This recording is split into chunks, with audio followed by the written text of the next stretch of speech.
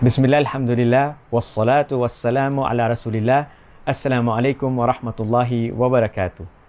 Paano magkaroon ng mahusay na pag-uugali na turo sa Islam? May ilang payo ang ating mga ulama para ito ay makamtan. Una, magdua. Magdua tayo kay Allah subhanahu wa ta'ala. Hilingin natin ang mahusay na pag-uugali. Katulad ng itinuro sa atin ng propeta sallallahu alaihi wasallam, Allahumma hdini li ahsanil akhlaq, la yahdi ilayha illa ant.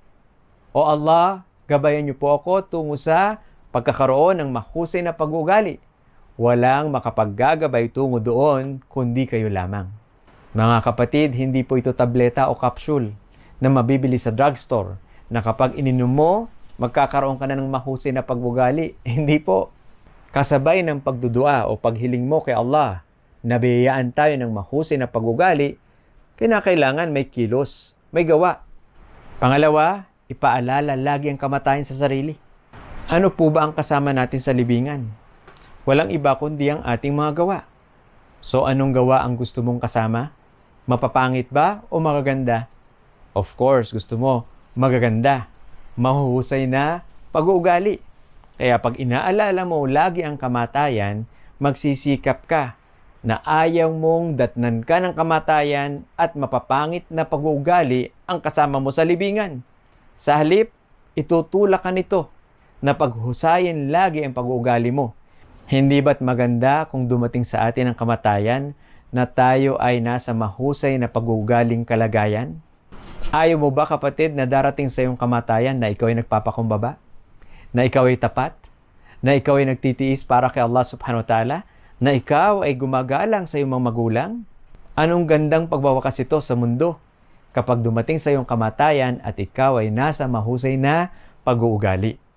Ang pangatlo at huling payo ng ating mga ulama upang makamtan natin ang mahusay na pag-uugali na turo sa Islam ay basahin ang sira o talambuhay ni Propeta Muhammad sallallahu alaihi wasallam at ng mga salaf.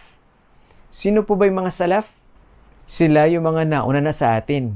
Kabilang siyempre ang Propeta sallallahu alaihi wasallam, ang mga sahaba, ang mga sumunod sa sahaba, at ang mga henerasyon ng mga dalubhasa natin sa Islam. Sa pagbabasa at pag-aaral natin ito, malalaman natin paano ang approach na ginamit ng Propeta sallallahu alaihi wasallam sa lahat ng uri ng tao, sa kanyang mga kamag-anak, sa nakagawa ng mabigat na kasalanan katulad ni Hatib bin Balta'ah radhiyallahu anhu. At kasama na dyan ang baliw. Subhanallah, lahat ng uri ng tao po. Gayon din ang ating mga sahaba at ang mga ulama. Makikita natin kung paano nila isinabuhay ang sunna ng propeta sallallahu alaihi wasallam at tiyak mapupulutan natin ng maraming aral. Magjihad tayo mga kapatid na gawin ang mga payong ito mula sa ating mga ulama. At insyaallah, bibiyayaan tayo ni Allah subhanahu wa ta'ala ng mahusay na pag-uugali na magiging dahilan para tayo ay papasukin sa paraiso, insyaallah. Assalamualaikum warahmatullahi wabarakatuh.